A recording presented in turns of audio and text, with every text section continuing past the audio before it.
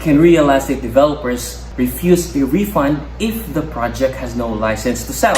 Hello Real Estate, George here, a unit manager from Filipino Homes and a PRC accredited and DHSUD registered salesperson. And if you're new to this channel, don't forget to click on the subscribe button and hit on the notification bell so you will be notified for any future videos coming up from this channel. Oh, heto, third video na to regarding license to sell. Kasi ang dami pa rin nagtatanong tungkol dito. Hindi naman sa nagre-reklamo kasi I feel that a lot of real estate buyers, especially the new ones, need to be constantly reminded and educated in terms of managing their investments, even at the early stage. So, I cannot stress enough the importance of asking for a license to sell from your real estate agent or developer even before you begin to get excited about the property itself. Ano nga ba ang license to sell? A license to sell, or LTS, is a certificate obtained by a property developer from the Department of Human Settlements and Urban Development, or DHSUD. This is a mandate under the Presidential Decree number 957 under Section 5, which mentions that such owner or dealer to whom has been issued a registration certificate shall not, however, be authorized to sell any subdivision lot or condominium unit in the registered project unless he shall first obtain a license to sell the project within 2 weeks from the registration of such project. Ibig sabihin ito, bago pa man magbebenta ng subdivision lot or condominium si developer, ay dapat makakuha na ito ng lisensya or license to sell sa gobyerno. But getting a license to sell, while it looks simple on paper, is not always fast and easy. There is a series of evaluation and processing to all the applications for the license to sell, which, by the way, covers subdivision projects including residential, commercial, farm lot, and industrial subdivisions, all condominium projects, including residential and commercial condominiums, and any other similar projects, including cemeteries, memorial parks, and columbaria. To make it simple, developers cannot legally sell properties without the license to sell. Siguro napapansin mo na kapag wala pang license to sell si developer ay humihingi ito sa mga potential buyers ng letter of intent. A letter of intent, or LOI, is a document declaring the preliminary commitment of the buyer to the property. Developers may or may not include holding fee, which can be converted to a reservation fee when the LTS is issued. But eto, what if the developer goes ahead with the actual reservation and starts collecting payments even without the license to sell? Does this make the sale valid? Now, going back to the impact of not having a license to sell, that while developers may get away with beginning to accept reservation and equity payments, they cannot begin construction.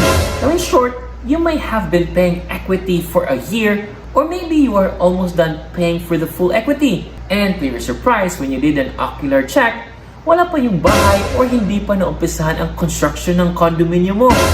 And this may be the first thing that you will notice, and you begin to ask questions why, only to be told that the developer do not have license to sell. So naturally, you get nervous, kasamagalit, and demand for a full refund. But bibigay ba si developer? Will developers give you the refund because they do not have the license to sell? Now, I really want to say yes because it should be the right thing to do. But unfortunately, the answer is no. Having no certificate of registration and license to sell at the time the contract was entered into do not nullify the sale. In fact, there is no mention on this under PD 957. There can be a violation by the developer under PD 957. However, it is not about getting into the contract with a buyer. These are just administrative sanctions through imposition of fines or penalties and are ordered to cease and desist from selling and from collecting amortization from its buyers. It does not cover the contract to sell entered between you and the developer. And as such, you cannot demand a full refund because the sale remains valid. And since it is valid, developers are not obligated to give you the full refund. So, what can you do? There are 3 things you can do. First is, habaan mo ang pasensya mo until an LTS is issued and they can finally begin construction. As I mentioned, getting a license to sell takes a long time. Option 2, mag-combine powers ka ng real estate agent mo at pumunta kayo sa developer, or you can write a letter to the developer requesting for a refund. Now, even if having no license to sell do not automatically render the sale invalid, there are developers that are willing to give you a refund. Simpleng pakiusap lang. You just need to ask. And option number 3, if there is already a loss of trust and confidence to the developer and you would rather invest somewhere else, you may file a verified complaint with the Regional Adjudication Branch of the Human Settlements Adjudication Commission, to which the adjudicatory functions of the defunct HLURB has been transferred. In the end, I really hope that you can avoid this headache by doing your due diligence. Just ask for these 3 letters, LTS. I know the real estate industry is booming and there is a great demand for residential units, especially in this time of pandemic. But nothing replaces a peace of mind knowing that your investment is in good hands.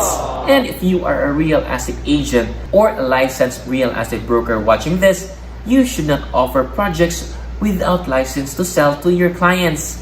It is your responsibility to protect your buyers from falling into these difficult situations. So, there you have it, and I hope you learned something new.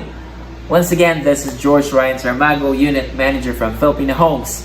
Thank you for watching. Stay safe, stay at home, and peace.